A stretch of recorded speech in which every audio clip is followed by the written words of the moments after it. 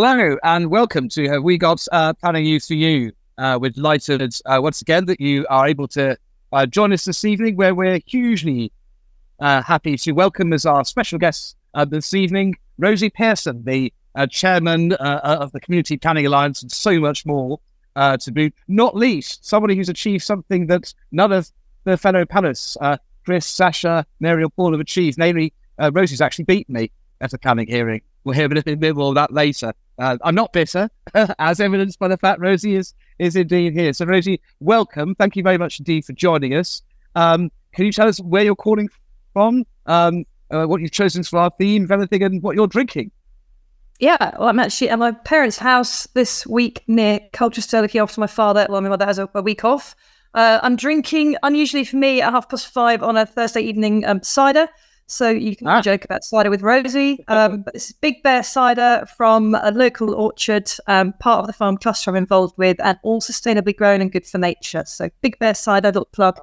And my theme, following on for that, is trees. We all saw the outcry about the Sycamore Gap felling. So a great tree. So yeah, trees theme.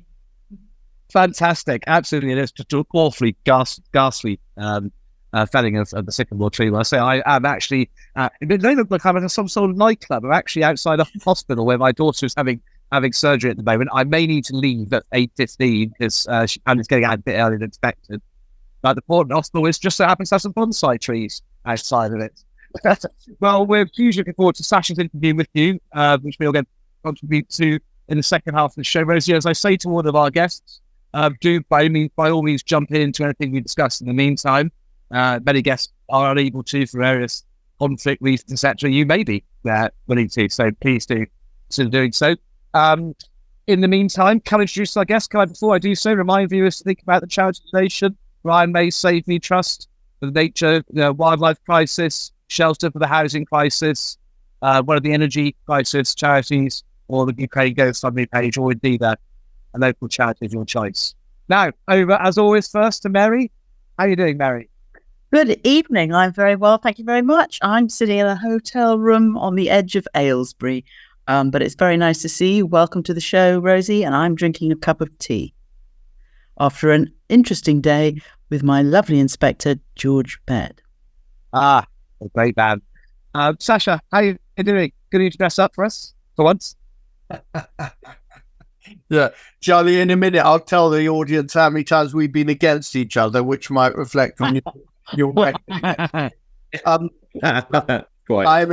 in London, and I am also following Mary's line, and I've got a lovely cup of tea, and it's lovely to see Rosie. Good evening.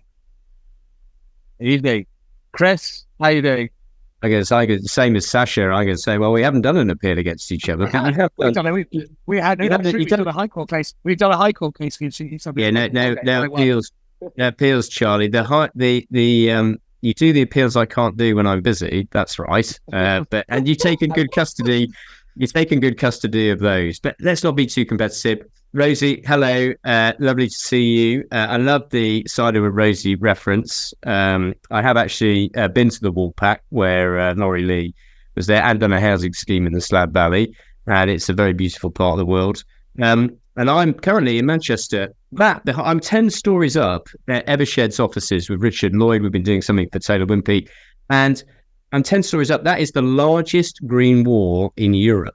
The largest green wall in Europe, and seeing more and more of this in urban areas. I'm in Salford in Manchester, and looking forward to the show. Fantastic, Chris. Now, first up, we've got Mary with the news. Yes, well, naturally, I'm focused on all things female, particularly with Rosie, and so I'd like to just start by marking the fact that we are in a period of time where there are significant appointments in the judiciary. And in particular, of course, earlier this month, Dame Sue Carr became the first Lady Chief Justice. And I think that we just need to mention that.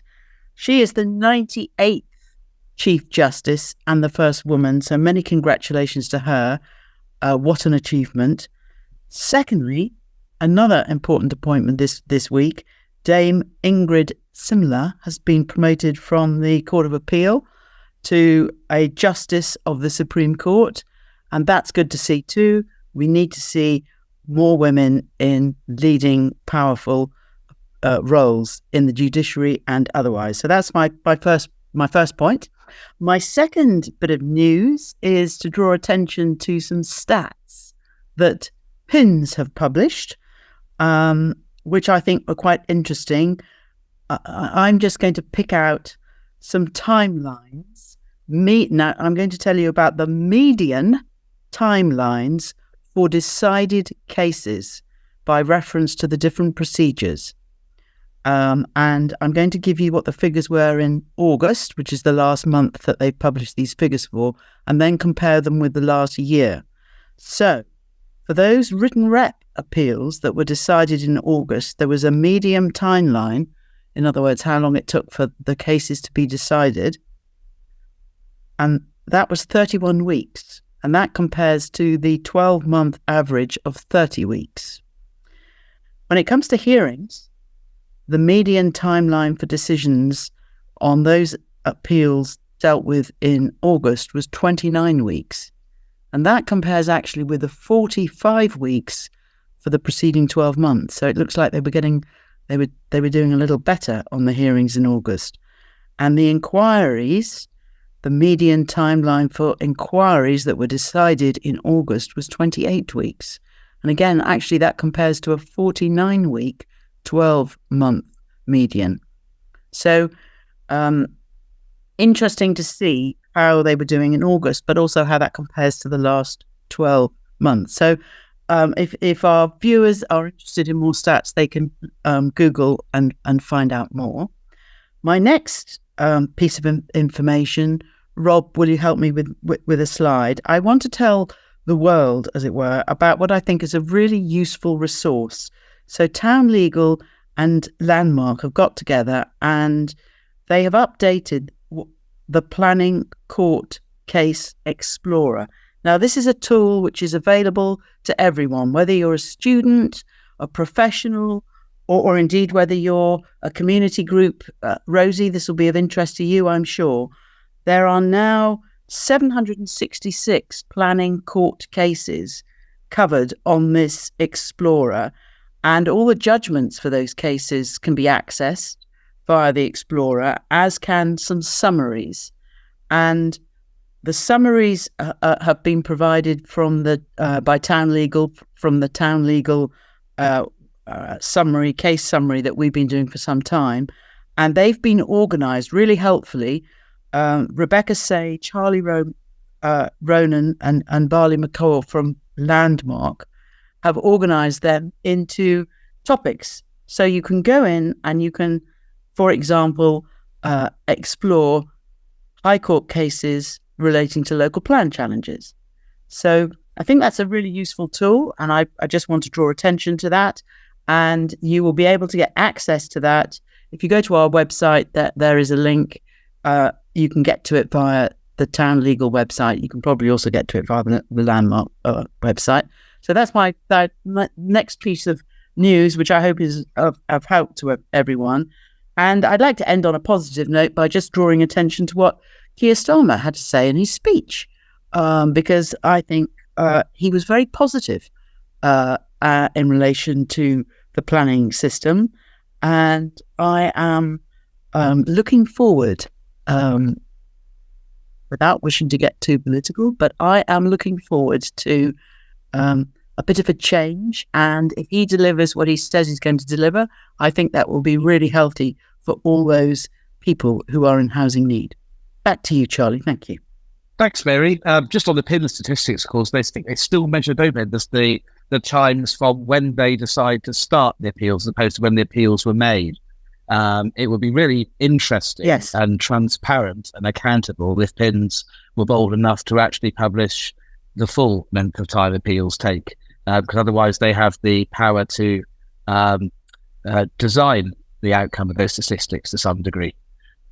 Anyway, on the subject of timing, I'm going to now deal with the case which was a challenge from Telford and Wrekin Council to a decision of the Secretary of State concerning time limits for bringing a High Court challenge to an appeal decision under Section 288. There's nothing that sends a shiver down a planning lawyer's spine greater than time limits in the context of court proceedings.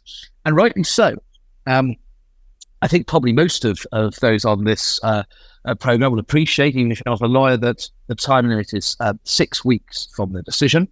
But under the practice direction that applies to such proceedings, the proceedings must not only be what lawyers call filed, that's essentially submitted to court, they must also be issued, that is, the court has to effectively stamp the proceedings and formally start the process, and served, that is, provided to the other parties in the particular means by which legal documents have to be served. So all of that has to happen within the 6 weeks in order for the claim to be effective under the practice direction. Now, in this case, the council began their claim. They filed it on the 4th of May, which was a Thursday last year. It was then the Saturday and Sunday, Friday, Saturday, Sunday, 5th, 6th, 7th. And on the 8th of May, which actually was the last day for the 6 week period, was the King's coronation, bank holiday. And so it wasn't possible to do anything on that day. Then things presumed on the 9th of May, but they didn't actually do anything then either. They waited for the court to issue the claim, which they did. The court delayed for some time, and they issued the claim on the 15th of May. There then followed various objections from the Secretary of State and others on the basis that the claim was out of time because it hadn't only been filed in the 6 week period. It hadn't been issued by the court, the seal, still less had it been served, even though they knew about it, that a draft claim had been sent within time. Only on the 26th of July did the claimants apply for an extension. Anyway, Mr. Justice Eyre, not, it must be said, known as a judge with great sympathy for claimants in planning proceedings. I don't think he's actually ever allowed a planning court claim, but he ruled that the claim was out of time and refused an extension. He said that it was very clear under the practice direction that the claim must be both filed, issued and solved in a 6 week period. And he said that, yes, that created some uncertainty for claimants because the issuing wasn't in their hands, it was in the court's hands. But it was perfectly open then to let the court know, we're running close to deadline, please can you hurry up, which the claimant hadn't.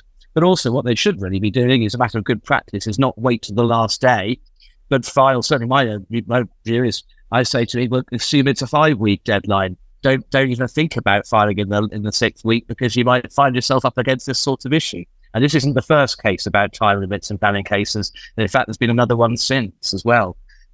So the judge said the consequences may be harsh, but that's necessary in terms of both the practice direction and the certainty that the planning system requires. He then just went on to consider, well, should an extension of time be granted? Because you can't extend the statutory period for filing the claim, but it is possible to extend the provisions of the practice direction in relation to issuing and serving. But he said that the practice CPR, the civil procedure rules, require in these situations the claimant to have taken all reasonable steps to comply with the rules, his words. And he said, well, they didn't do that. Firstly, they could have done something on the Friday. They could have done something on the Monday or the 9th by chasing up the court. They didn't do that. And in fact, they didn't do anything until July.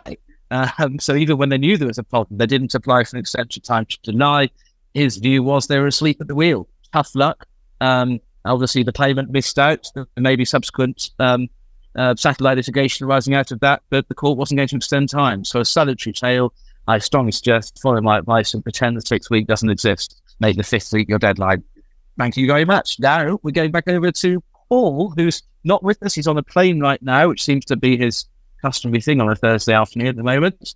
But we've pre-recorded a case report about Uckfield. So over to Paul. Thank you, Charlie. So my case involves an appeal in relation to a site which has the charming name of Bird in the Eye Farm in Uckfield, which has an equally charming picture, which Rob's putting on the screen now. So it's a decision of Madam Inspector Butcher from the 12th of October after a 2-week inquiry in September, appeal by Crowd Ace Homes against non-determination by Wealden of an appeal which had been lodged as recently as February of last year. The scheme was for 290 homes, all the various ancillary elements, and also a strategic SANG. It was an outline application where only access was being sought to be determined. And it involved an interesting little procedural matter at the very start about accepting amended plans in relation to highways. I only flagged that up because PINS has just issued some recent guidance in terms of amending applications at appeal, where they've introduced this interesting test of exceptionality. So there's got to be exceptional circumstances now. I flagged that up just in case anybody's going down that route in the near future. Non-determination appeal, so the council took it back to committee to decide what it was going to do and came up with 7 putative reasons for refusal, although recorded as 6 in the decision for whatever reason. But by the time we got to the appeal, there were half a dozen main issues. Effects on the ancient woodland, and that's the bird in the eye shaw, old-fashioned English name for wood. So it's the effects on the ancient woodland and protected species within a woodland, and that was from a footpath which went through the woodland as part of the SANG.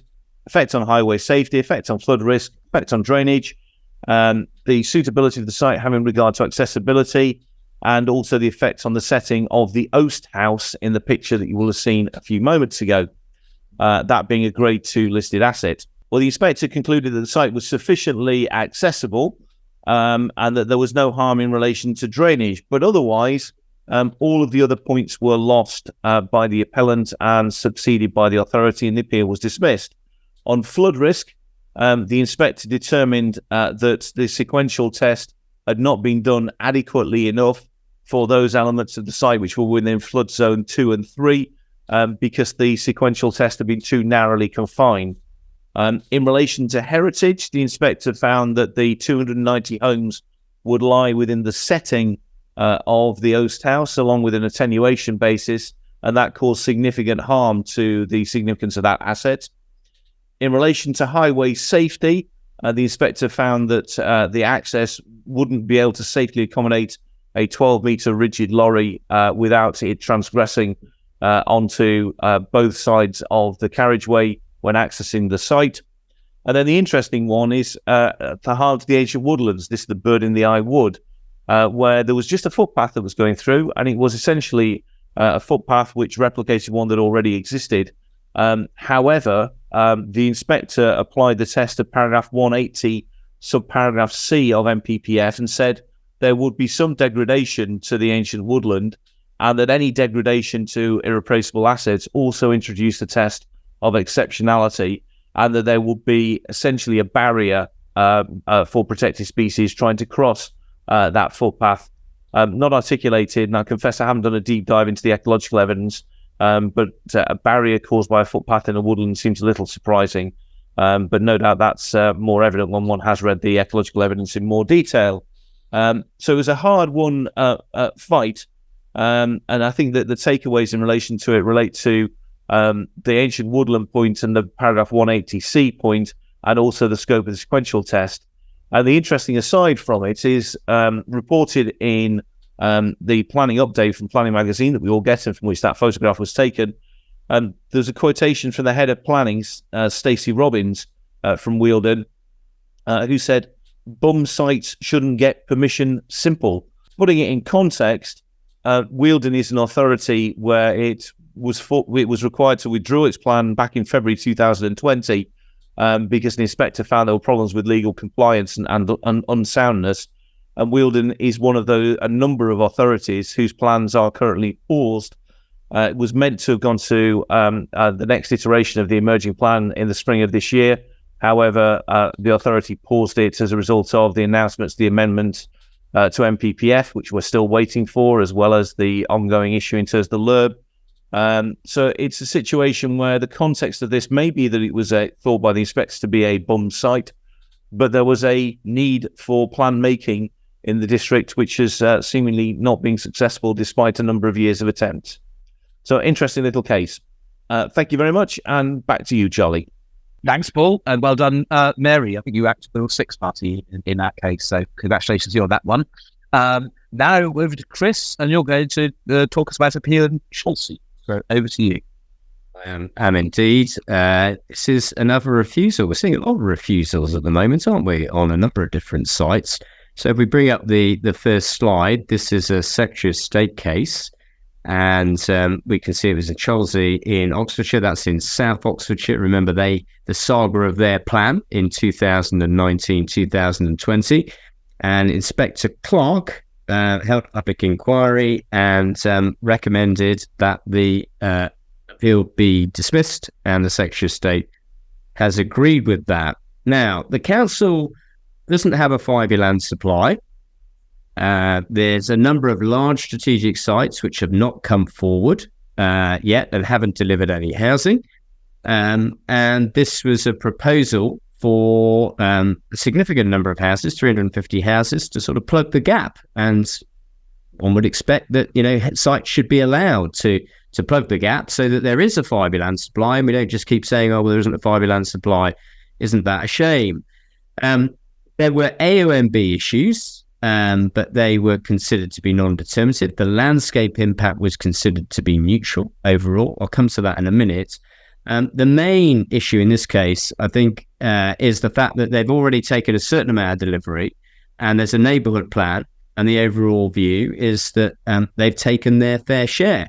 And there is a development plan, which, if you remember, Robert Gendrick made the council adopt, which is delivering a significant amount of development on sites like Wheatley Campus, although that hasn't started yet, and various other sites taken out of the Greenbelt. And the overall impression I get from this case is this is a council whose plan might be quite late, but it does plan to provide development, and neighbourhood plans are providing development as well. That's all part of the development strategy for South Oxfordshire.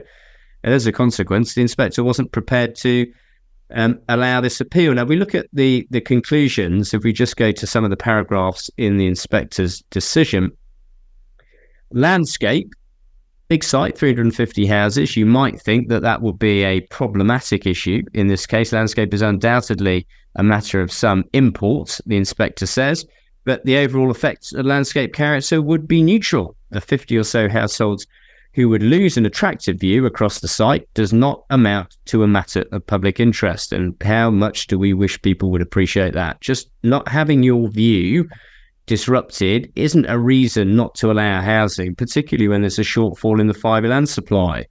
Next paragraph, we see the inspector focusing instead on best and most versatile. Now, this is a conclusion I find a bit surprising, to be honest. The loss of best and most versatile agricultural land ought to be a major consideration, the inspector says, even though it's not a reason for refusal. So he's elevating the importance of this. Its loss is sometimes taken for granted, he ventures to say, as though development cannot happen without such a loss. In many cases, that's true, but in South Oxfordshire, it's a fact that the council's development strategy includes a considerable amount of agricultural land, and that much agricultural land in South Oxfordshire is categorised as best and most versatile. Even so, that should not cause us to overlook the effects on food production and carbon reduction which ensue from its development. And that's obviously not come from the council, but I suspect third parties may have raised these concerns about food production and carbon reduction. So the inspector elevates that importance, and I can tell you the Secretary of State relied upon that as something that he thought in the context of South Oxfordshire he would give significant weight to in refusing the decision. If we go forward to the next paragraph, we've got education infrastructure. Now look at this. It's a major consideration. Yeah, of course. There's a technical solution to the provision of school buildings. So there wasn't an objection. There was a solution. But it would, in planning terms, be suboptimal, the inspector said, imposing travel demands, costs and time on secondary school children who would be housed in the development, as well as those displaced by them from Wallington School. This is a manifestation of its conflict with the spatial strategy. So the fact that people have to get on a bus to go to secondary school was seen as an adverse impact of the development. And again, I have to say, I find that somewhat surprising as a conclusion. If we go forward to the next paragraph, the conflict would be manifest in other ways as residents of the development seek health, employment and other facilities not provided within Cholsey itself. Again, there's a technical solution to the problem, enlarging road capacity to accommodate the demand for increased travel arising from the development identified by the appellant's own transport studies and by the county highway authorities. objection to the scheme, but flies in the face of the advice in the MPPF that significant development should be focused on locations which are or can be made sustainable through limiting the need to travel and offering a genuine choice of transport modes. I mean, this is South Oxfordshire. It's a rural district, and therefore development does need to go into some of these settlements, and maybe it would enhance or provide additional services. But no, the inspector saw that as a negative. If we go to the next paragraph, the inspector general view about the economic and social benefits of the proposal at a time, he says, when the national economy is sluggish. The proposal has a critical mass which provides with a degree of self-sufficiency and an ability to contribute somewhat to public benefits. So it's very mute praise for all the jobs and all the investment that comes from 350 houses. The next paragraph, housing is important, but the local authority area is not deficient in terms of the allocations. So although there's no 5-year land supply, the inspector says, well, there's plenty of allocations here within the plan. I mean, my view about South Oxfordshire is that plan was 10 years too late. So there are consequences in adopting your plan very, very late, as they did. But the inspector focuses on the allocations. The dispute is only about the deliverability of what's been identified. Within the next 5 years, it's been calculated deliverability deficiency, so marginal that it is barely identifiable. But by the time it's a Secretary of State case, the Secretary of State determined the case, actually the council are accepting that their shortfall was about a year's supply. So the inspector here was faced with a conclusion, or he came to the conclusion, there was a minimal, barely recognisable, barely identifiable shortfall, but actually by the time the Secretary of State determined it, it was more significant. The inspector here only gives it moderate weight. The Secretary of State, unsurprisingly, gave a shortfall in the 5-year land supply significant weight, and quite rightly so. And then finally, I think that's paragraph 390. He does accept that the affordable housing and the specialist older persons housing isn't to be just treated as a moderate benefit. And he recognises the prevalence of small sites in an inadequate delivery of affordable housing. In other words, you get a big rural district, you get sites coming forward, 5 or 6 houses, local residents don't mind those, but of course they don't deliver affordable housing. And as a consequence, the council's affordable housing in South Oxfordshire is very poor, and it's both significant and valuable. So the inspector recognised the benefit, at least, of the affordable housing. And I've done specialist older person schemes in South Oxfordshire. They're hugely deficient in an area with a significant ageing population because it's a very affluent area. And that was an extra care scheme. Roland Bolton's evidence there was accepted. So overall, the inspector seems to go out of his way to sort of downplay the benefits and seems to significantly emphasise the harm in needing to rely on other... Somebody wants to come into the room, but I am just talking to somebody for the moment. The door's locked, so I just need to give you a pass. Oh, the door's going to be locked, so I need a pass. That'll stop me talking about the case. Thank you very much. Lock it now, please. What a great idea. Okay, I'm just going to be locked in here and then stop talking. So overall, it was a dismissal, but I think the main reason was the neighbourhood plan. It met the criteria in paragraph 14 of the MPPF. And the inspector and the Secretary of State said, well, this settlement is taking its fair share, so it's not going to be saddled with 350 houses that are not part of the plan-made system. And I have my pass to get out. Fantastic. Thanks, Chris. I hope to see you in the same room this time next week. Okay, Sasha, over to you to interview Rosie. Can I just say that the time I've got to go and collect Katya from the surgery has brought forward. So if I do have to bow out in about 10 minutes, apologies, particularly to Rosie, but also to viewers, but I'll do my best to stay as long as I can. Over to you, Sasha. Thank you very much, Charlie. Well, Mary, Rosie and I can enjoy that we're not at risk of being locked in or we've got a deadline. Can I just raise one point before I come on to Rosie, just to update our viewers? And I think we should, that we've had an update that the MPPF is likely to come forward to change as the bill receives royal assent, the Loeb bill. It was said in Hansard on Tuesday afternoon. So those who don't follow Hansard religiously, that's the update from the government. I just thought would be relevant. Rosie, good evening. Welcome to Have We Got Planning News for You. And can I briefly introduce you to the show for the viewers' benefit? You are obviously heavily involved in the planning system. You bring a different perspective because you effectively set up and I think run, it would be fair to say, the Community Planning Alliance. You are involved in giving assistance, helping, having seminars, webinars, lobbying for about 700 organisations across the UK. Is that right? Yeah, that's right. We've got about 700 campaigns or campaigners on our map, all operating the planning system. Brilliant. And you also, I think your first entry into the planning world was specifically in the context of Essex, fighting against the West Chew development, which one of our panellists might know quite well. And then, obviously, you've also got involved in another campaign against I was going to say nylons. No, not nylons. Pylons. I'm fine with nylon, but not really, actually. But yeah. Against pylons. You're currently in the midst of a campaign against the Essex, Suffolk, Norfolk pylons, which are proposed.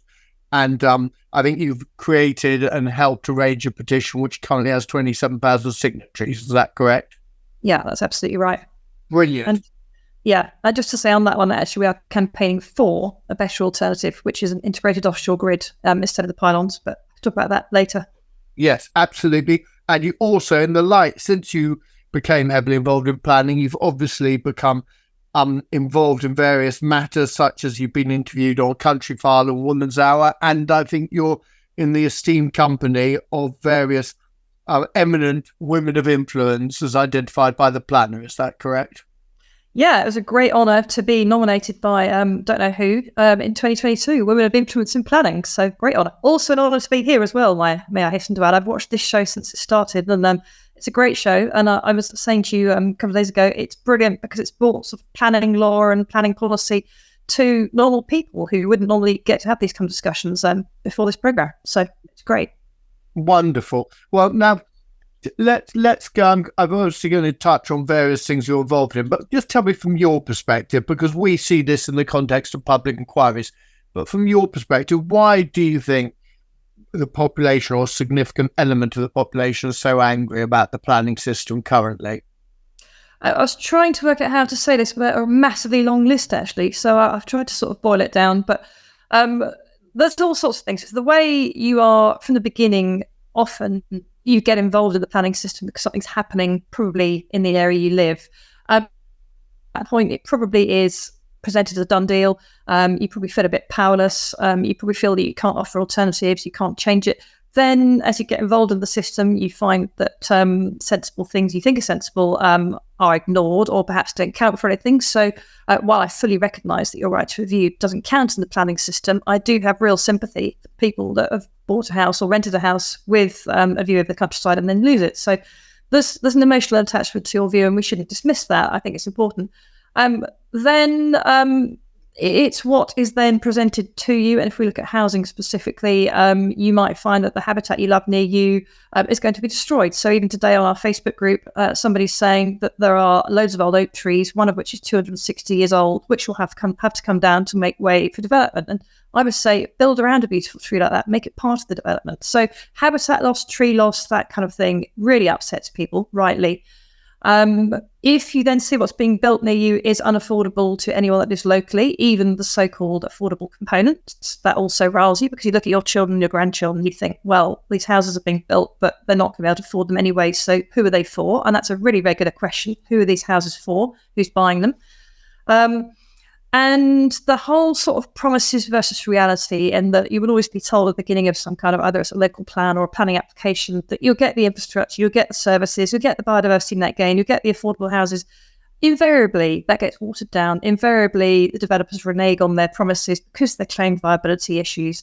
Invariably, perhaps the bigger the development proposed, you see that promises aren't delivered. Maybe a train station that was promised doesn't happen for 25 years. All sorts of things. So I think people feel deeply frustrated because the system is so hard as a layman to understand what you can say, how you say it, when you say it, what actually matters. It's very legal, it's very technical, and it's pretty impenetrable to a normal human being. So that's a sort of boiled down answer to the question. I mean, those factors though arguably haven't changed. Isn't it a manifestation really of greater society that people just frankly, for whatever reason, are just generally angry. I mean, for what you say about non-delivery and also about affordability, I mean, I would say all of us work across, for developers, local authorities, parish councils and objectors. But affordability has a relationship with supply. I mean, in a sense, the concern that a lot of people express that things are too expensive, that is because of supply, isn't it? I mean, in a sense, the more development is restricted, the more expensive it will be and the more it won't be for the majority. Well, I don't think, firstly, that development is as restricted as people make out. I mean, I was looking at some stats the other day. I saw that something like 90% of planning applications get approved.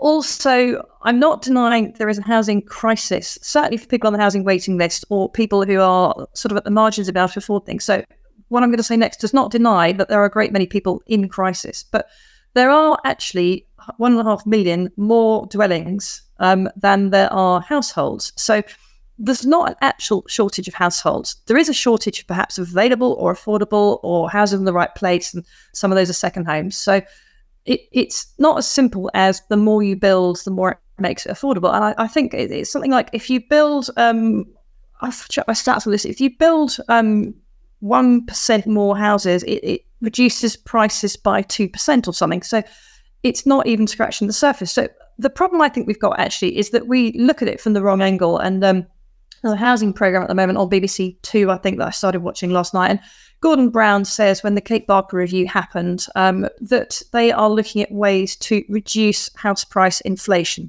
I think that's a really sad place to start, because what we should be doing is saying, what's the housing need in the country? Who needs what? What does affordable mean? How do we deliver that affordable? So at the most basic, that means social housing, doesn't it? And that means it needs to be funded by government. It can't be delivered to any great extent by the private sector, because we've seen that's been tried and tested. And you got sort of a net loss of 14,000 social houses last year with the right to buy. So I think one of the things that really frustrates me about the whole planning system is this whole supply argument that there's never any detail around it. There's never, is it true? It's just, if we set high targets, suddenly it'll be affordable for everybody. Okay, can I ask you, from your experience, and obviously you represent and are in touch with many, many third parties involved in the planning system, do you, in your judgment, think that they have enough power, enough say, enough voice in the planning system or not? I don't think they do. Actually, again, there's a myth, isn't there, that NIMBYs can block housing. And that implies that one person, they often say one person can structural block housing. You absolutely can't unless you have a legal argument to block something. So I could say, oh, look, someone's proposing 300 houses outside my window. I don't like them. It blocks my view. And I could rant and rage about it, but I can't block it.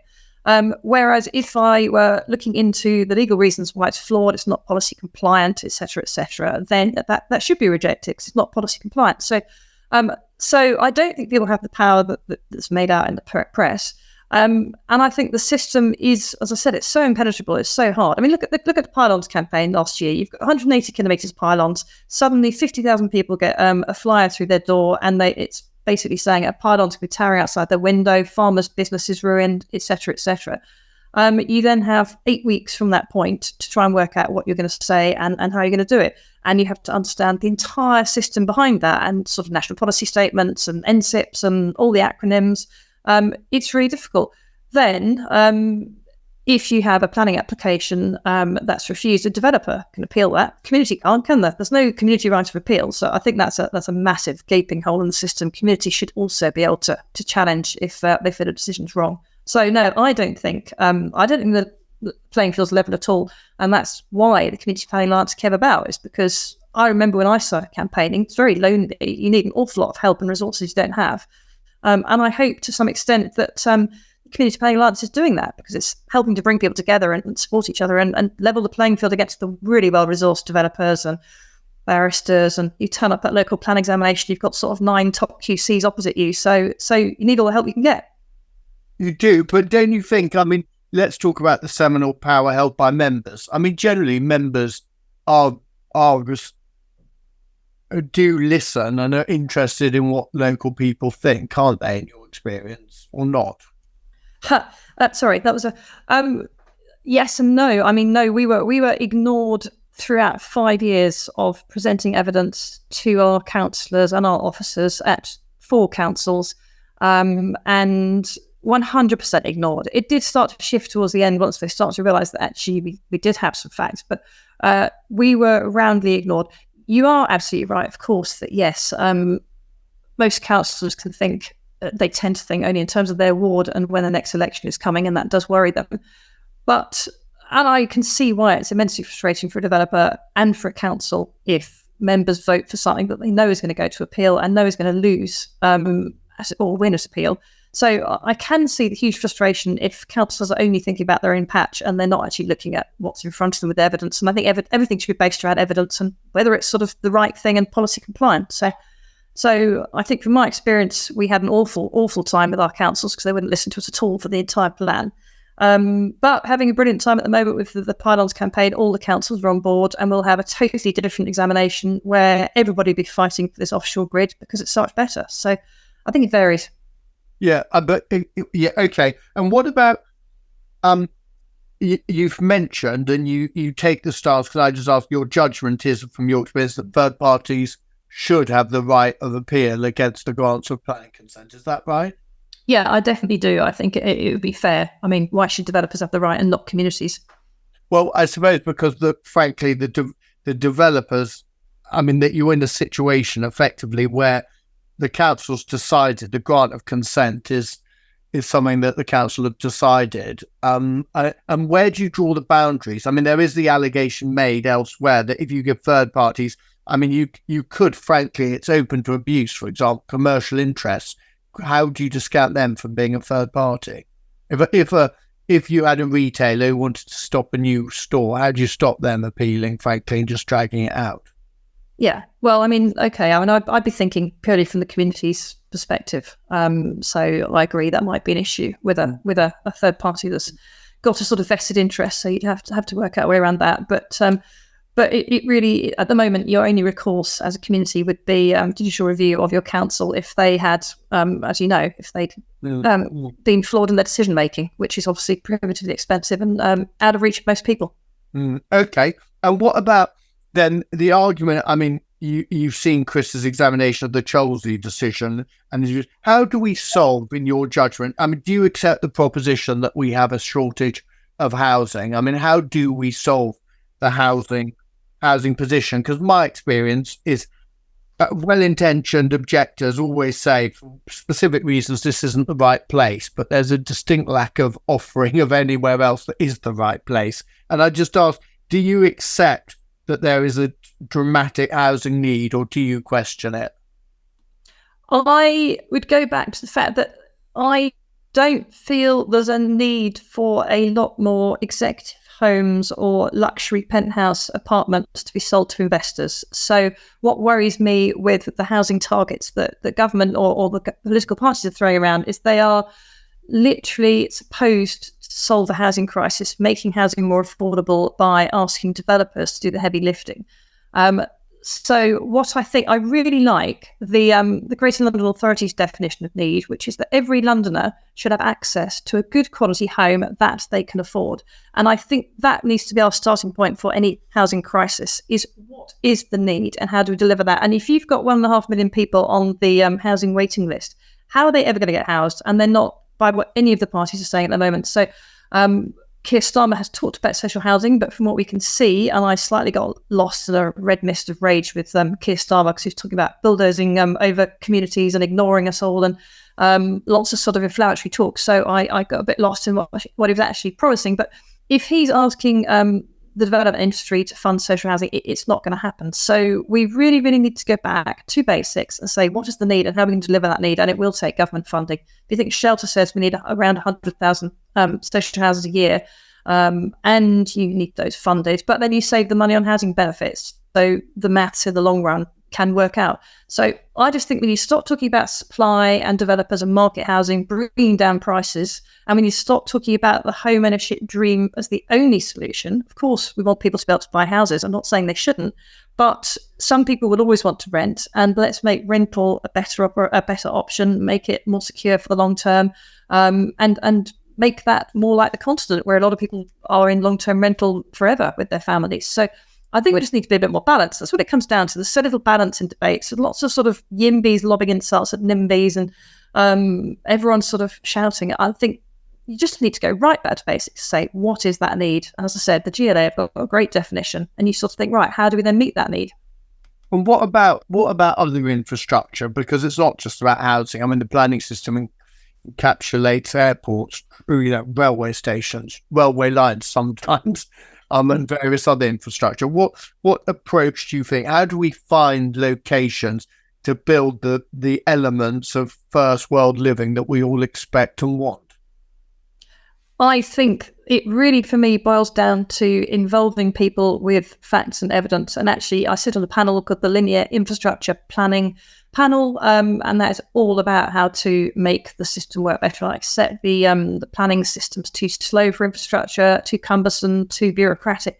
But I mean, the pylons are a brilliant example because there is a much, much better alternative. And everyone knows the better alternative, but there's no means for community presenting that into the system. So we've been told you will get pylons down a certain route, even though it is cheaper and it's better and faster to build an offshore grid. It's better for the country, it's better for consumers, it's better for the environment, it's just better. But if we want to sort of present that alternative, have to kind of try and ram it through the system through the examination, which is really unsatisfactory. So I think if communities could be presented with all the facts truthfully and with the alternatives and be allowed to say, okay, look, we actually understand why something's being proposed and what the pros and cons are, you're always going to get some people who are impacted and won't be happy. But if it's done fairly and properly, I think you will get to a much better decision. Same with local plans, actually. I'm a really strong believer in involving communities right from the beginning and sort of addressing issues rather than sweeping issues under the carpet and pretending that communities are annoyance to you. But does that lead to I mean, we're now quite far into neighbourhood plans. Do you generally think that neighbourhood plans have been a force for good and change in the planning system or not? What's your view on those? I think mixed bag. I mean, I think they're great, aren't they? Because if you have the resources and the time and the manpower to put them together, it does bring the community together to have this plan and a future sort of vision for your neighbourhood. So I think that is brilliant. But I think they, like the rest of the planning system, they're hugely complicated. They're very patchy in terms you tend to have a sort of wealthier neighbourhood that has got the retired people generally to put them together. They don't necessarily have the protections that people want. And you've got a conflict with the local plan or whatever stage of the local plan is. So I think they need to be simplified. They need to have more power for communities, and people need to be told up front what the limitations are. I mean, there's one round here recently where because the neighbourhood plan was silent about everything beyond the settlement boundary, they suddenly found they couldn't defend it against speculative development, even though they had housing allocations within the neighbourhood plan area. So suddenly there they are thinking they've done what they should do and accepting all the power they needed to. Suddenly a developer comes along speculatively and their plan doesn't protect them. So I think they are great. We should definitely keep doing them, but they do have limitations. Okay. And can I just ask you, you made a comment about the conference speech last week from Liverpool. And I just want to ask you, what's your view currently? Obviously, the manifestos are being evolved and presented in the context of the conferences last month. And what's your view on the political debate that's going on for the planning system and the two main parties and the Liberal Democrats? Let's not keep them out.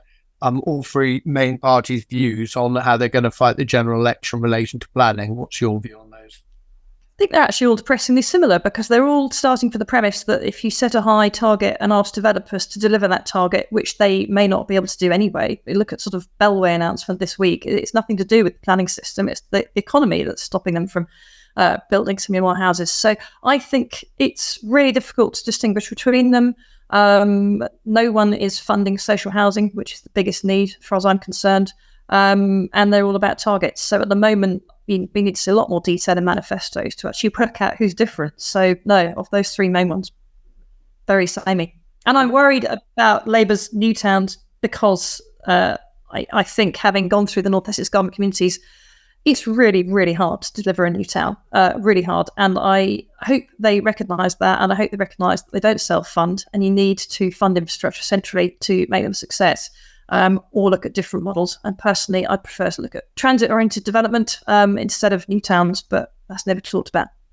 Can I just ask, without revealing any secrets, but have the main parties sought your views on matters relating to planning privately? I mean, I don't want you to disclose them, but just out of interest, has anyone? No, it's a very easy answer. No, they have not. And we have been writing to some of them, but no.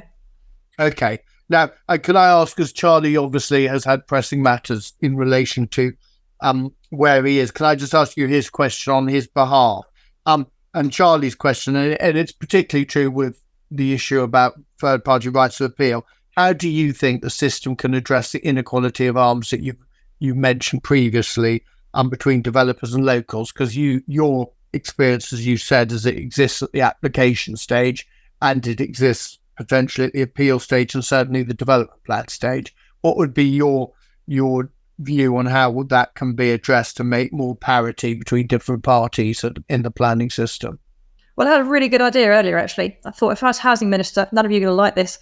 I thought you could make all barristers work free for 6 months a year for community groups. Yeah, at the end.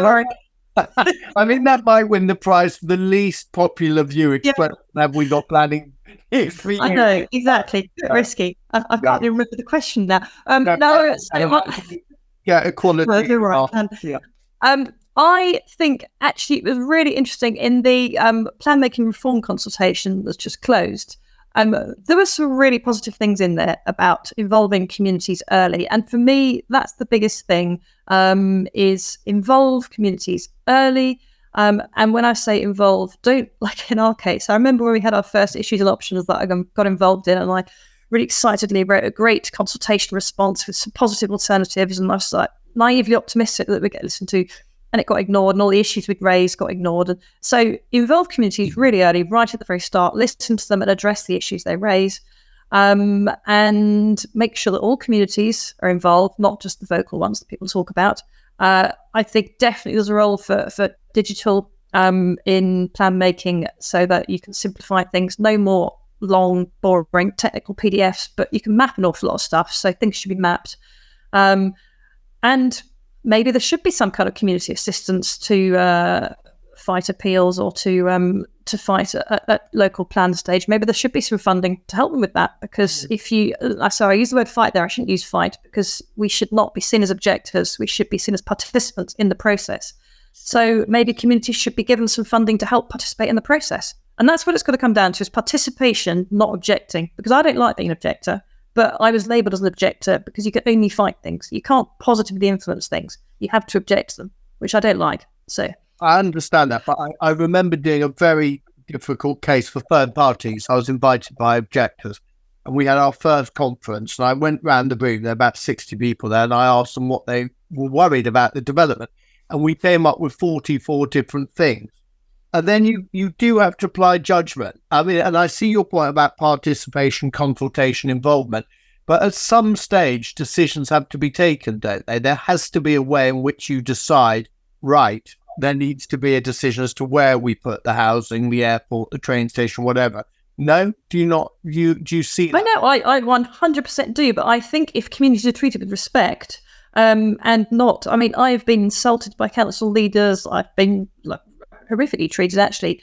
I've only ever dealt with people using evidence. We've tried really hard always to sort of fight the bull, not the man. So I really genuinely think if you're involving people and addressing concerns at the beginning, let's say people turn up at an early local plan meeting and they say, I don't know, like the trains are full or something, and then that's ignored and you still try and build 24,000 homes around that line. Instead, they should go away and go, right, that's true, that is a big issue. How are we going to sort it out? So if you go along and everything you say is ignored, of course you're going to get cross about it, aren't you? And the same with things like big infrastructure. Of course, you've always got the sort of national need versus the local harm. And it's a bit like the inspector's letter that was read out earlier by Chris, all the snippets of it. And it won't surprise you to hear that I thought those were a great decision by that inspector. He was making all the sensible decisions that you often don't hear, because it's always a balance, isn't it? So I agree, it's never easy, but I do really think if you empower communities and involve them right from the beginning and listen to them and trust them and respect them, then you have a grown-up discussion. There aren't grown-up discussions at the moment. There's just lots of insults. And, I think that's a very good point. I mean, whatever the substance, in terms of what we all have to work towards, is taking a bit of the anger and dislike and animosity out of the planning system And it's funny, an eminent member of the planning bar put a LinkedIn post saying how he'd been in a very acrimonious inquiry. And certainly, I'm sure Mary and Chris and I have all been in inquiries that, frankly, have been too heated. So here for that sentiment. Now, can I ask Chris, would you like to ask your question of Rosie? Yeah, thank you very much. Hi, Rosie. You talked about, I'm interested in the benefits, and you say, you don't want to be an objector, you want to shape development positively. So obviously there are enormous benefits associated with new housing, new development, provision of schools, sports pitches, and so on. I have to say, I don't recognise your description. We don't need more executive homes and luxury homes. A lot of what the market has been delivering is 2 and 3 bedroom homes. The Help to Buy scheme has helped people into home ownership. You might not favour home ownership, but a lot of people do. They certainly do think that. I don't think it's all luxury apartments, and nor do I think you can just deliver affordable housing and create sort of giant housing estates. That was in my hometown. They created giant social housing estates, and that was not good. You should have genuine mixed communities where you have social housing and other types of affordable housing, low-cost market housing. So I don't agree with you. I just don't agree with you on what you think they're building, and I don't agree with you just have social housing. My question is, do you recognise those benefits? Do you recognise the benefits of the proposal? Because people are just not going to take you seriously, I would suggest, if you can't recognise there's a massive housing need. It isn't just people in social housing. There are lots of young people, young couples. And do you recognise these benefits, the schools they deliver, the sports pitches they deliver? Well, yes, I do. Firstly, I didn't say I don't favour home ownership. I said that it shouldn't be the sole focus. So just to point that out. Secondly, I didn't say build giant social housing estates. I would agree with you that mixed has got to be the way forward. And thirdly, Help to Buy has been really inflationary, and there's issues at the moment where people can't afford their Help to Buy repayments. So that is one of the issues, is that the government has been funding things like Help to Buy, which kind of, they help you if you're almost on the ladder, but everyone else below that's ignored. So in terms of the benefits, of course, let's take an ideal development. And in fact, today I liked your post on LinkedIn. Was it Coventry? That amazing, it looked amazing. Brownfield, 700 homes, beautifully designed, looked great. So it is not a single affordable house on the scheme, no sports pitches, minimal contribute. It was going to be 7 million, but it's 500,000. So it's a great scheme, but it doesn't deliver the benefits that are beyond the housing themselves. And it's probably going to be built to rent, so it'll all be owned by a landlord and no home ownership.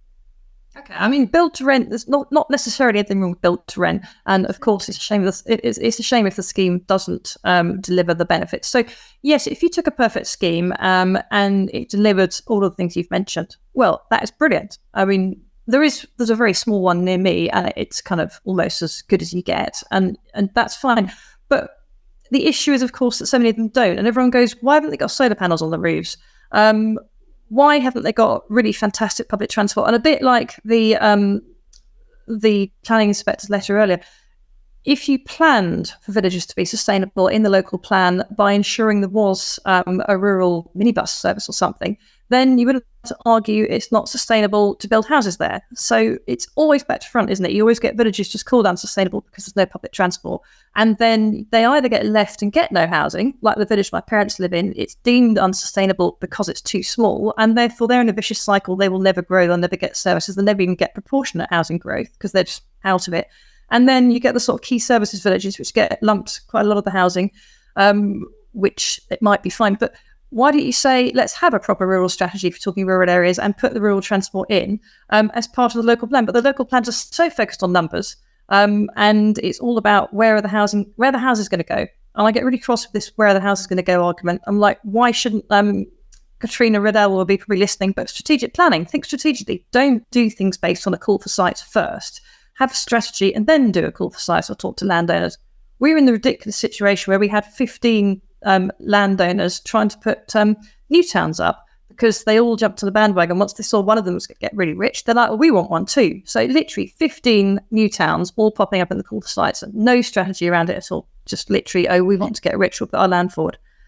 So yes, I do recognise, of course, there are benefits to a really good development, but the ones, I guess, the people on our map are worried about are the ones that aren't good developments. They'll have the issues, potentially. Sasha raised a good point, which is just about, people sort of don't want it around there. So I did a scheme, huge benefits, 45% affordable housing, 25% social rented between a railway station with 30-minute services into London and an existing town. And CPRE, who are part of your umbrella group, said it's an exemplary scheme. Sangs, schools, everything, sports hub, but not here, just not here. So how do we deal with that point? We produce exemplary schemes, some clients do, and we all act for third parties and councils as well. And then you produce an exemplary scheme and the local community go, well, just not here. Well, I mean, without naming the example there, I don't know. It might be that there was some particular reason why. It's in the Greenbelt. I'll have to admit that. Greenbelt, exactly. So I'm sorry, but that is currently Greenbelt would be a valid argument, wouldn't it? Because the Greenbelt is there. If the Greenbelt wasn't there, it wouldn't be a valid argument. So Greenbelt arguments are completely different. I mean, yeah, do we need it? Should we have it? Should it be reviewed? Personally, I think the Greenbelt should be reviewed to see, we should understand exactly what is in all the Greenbelts. And I think that would be a very sensible thing to do. And then with the evidence of the benefits of the Greenbelt as well, because Greenbelts bring their own benefits, it's a public good. And actually, Dieter Helm, I was reading last week, was saying as the population grows, we should grow the Greenbelt. That's another argument. So there are benefits to Greenbelts, and they are there for a reason. I do think the issue with the Greenbelt is that then you get Greenbelt jump. People then go and have to apply for planning applications straight outside, and you get longer journeys. So Greenbelt, it's not perfect. I would agree with that. And I would happily say a proper review, but that review might get hijacked by house builders with the agenda they literally want to chip away at it. So that would be my worry there. Mary. Thank you very much, Sasha. Thank you very much. I'd like to just mention two things. Firstly, there's an organisation called Planning Aid, which you may not have heard of, but that is an organisation which does strive to provide some advice to communities. And there are some solicitors firms, my firm for a start, and there are some junior members of the bar who offer their services actually on a gratis basis. In other words, they don't want to be paid. So there is some help out there. Rosie is one thing I would say. I have tried Planning Aid about 8 times since we started Community Planning Alliance, and I've emailed and I've rung them and I've emailed. Well, hang on a second. You're a really successful campaigner. I think they're more.